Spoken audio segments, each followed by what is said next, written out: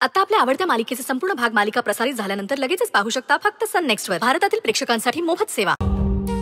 तिने माफी मागितलीये माझी, पण आता मीच नको म्हणते. नाही म्हणजे उगाच संशयाला जागा कशाला ठेवायची. आज गौरीला वाटलंय, उद्या घरच्यांनाही वाटू शकतं. आणि असं काही होण्यापेक्षा कुणाला काहीही वाटणार नाही.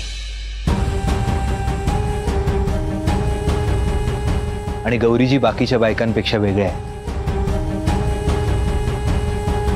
त्याचा संकुचित विचार नाही करणार. बरं गौरीजी, आता तुम्हीच यांना काम स्वीकारायला सांगा आणि सांगा की तुमची काहीच हरकत नाही.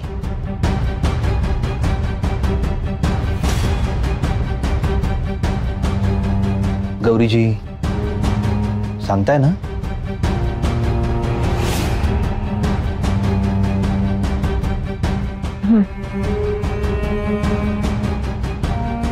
देविका ताई,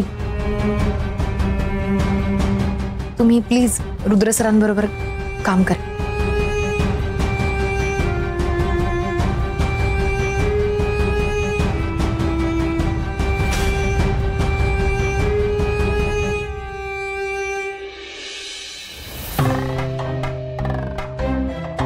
आता तोच म्हणतेस तर ठीक आहे गौरी,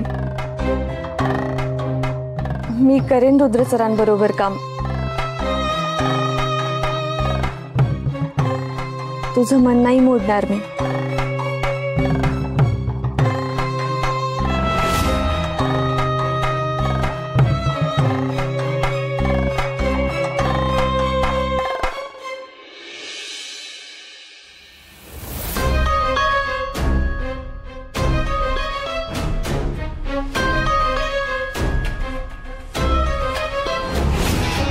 कसं आहे ना, कायद्याने बिट्टी माझी मुलगी आहे.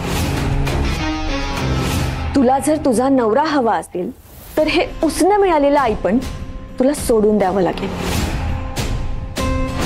तसं पण रुद्र सरांना तू माझ्याबद्दल काहीही सांगितलंस ना तरी ते विश्वास नाही ठेवणार तुझ्यावर. पण तू जर असं केलंस तर मी मात्र बिट्टीला घेऊन निघून जाईन कायमची.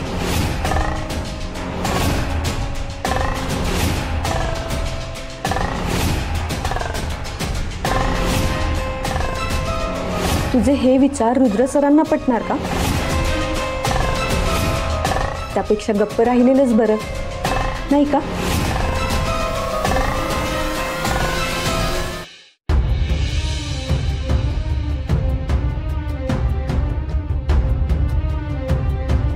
गौरी,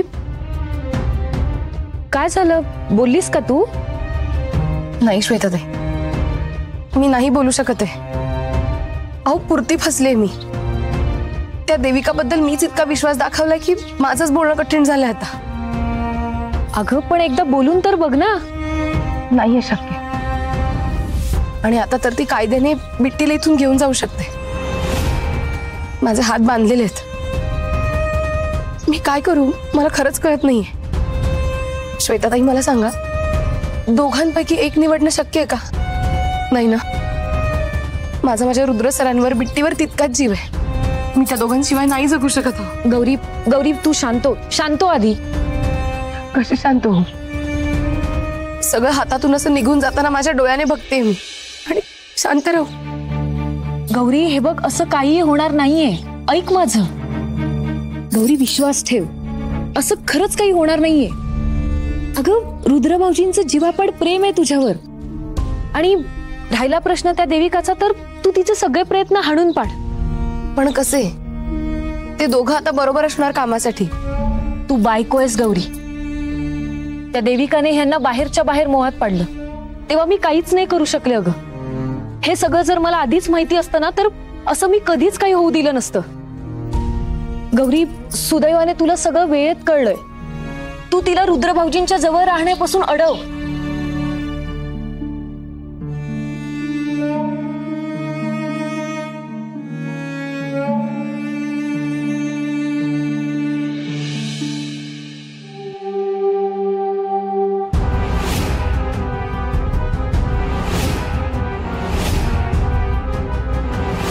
तू ना सुमितपेक्षा रुद्रच्याच प्रेमात पडायला हवं होतंस, म्हणजे त्याने तुला फसवलंही नसतं आणि बिट्टीला चांगला बाबा आणि चांगली आई असे दोघेही मिळाले असते. खरंय. देविकाच्या मनात रुद्रबद्दल काहीतरी आहे हे नक्की. How do you know? ती तसं काही बोलली का आपल्याला? ती कशाला बोलेल सुहा आपल्याला? तिला हे माहितीच नाहीये की ती या बाबतीत आपल्यावर विश्वास ठेवू शकते की नाही. अच्छा, खरंच तुम्हाला तसं वाटतंय आंटी? सोहा, चोराला चांदण्याची भीती असते. देविका आधी रुद्रगौरीचं किती कौतुक करायची, त्यांच्या संसाराचं किती कौतुक करायची. आता तिचं ते बोलणंच बंद झालंय, कारण आता ती तिच्या स्वतःच्या संसाराची स्वप्न बघते, तेही रुद्र सोबत. हा, पण रेवती आंटी ती आपल्याशी तसं बोलू शकते? तिला अंदाज नसेल हे आपल्याला पटतंय की नाही. मग इम्पॉसिबल आहे सगळं. असं असेल तर आपण एकत्र काम कसं करणार आहोत? काम काय करायचंय? तू शाळेत गेली होतीस का ग? हो, ऑफकोर्स. मग तुला तहानलेल्या कावळ्याची गोष्ट माहितीये? हो. तो तळाशी गेलेलं पाणी वरती येण्याकरता एक एक एक एक दगड टाकत जातो. आपण दगड टाकायचं काम करायचं, पाणी प्यायचं काम कावळा करेल. बट आंटी, गौरी करू देईल असं? आय मीन, नाहीतर तीच मध्ये मध्ये चोच घालेन. यु नो आंटी, रुद्रने त्याचं काम सोडून खाली यावं म्हणून गौरी त्याच्या आवडीचं जेवण बनवते. हो, मग आता तिच्या हातच्या जेवणाची चव आपण बिघडवूया.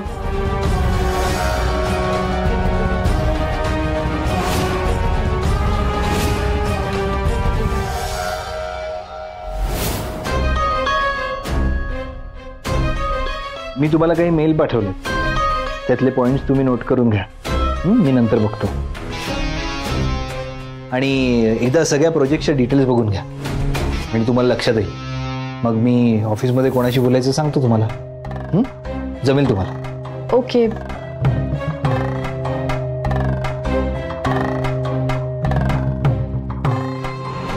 तुझ्या डोळ्यांसमोरून घेऊन जाईन मी बिट्टीच्या पार्टनरला.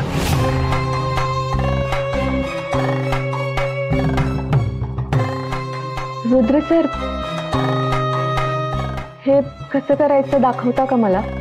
हां, ती फाईल ओपन करा ना, तुम्हाला डिटेल्स मिळतील.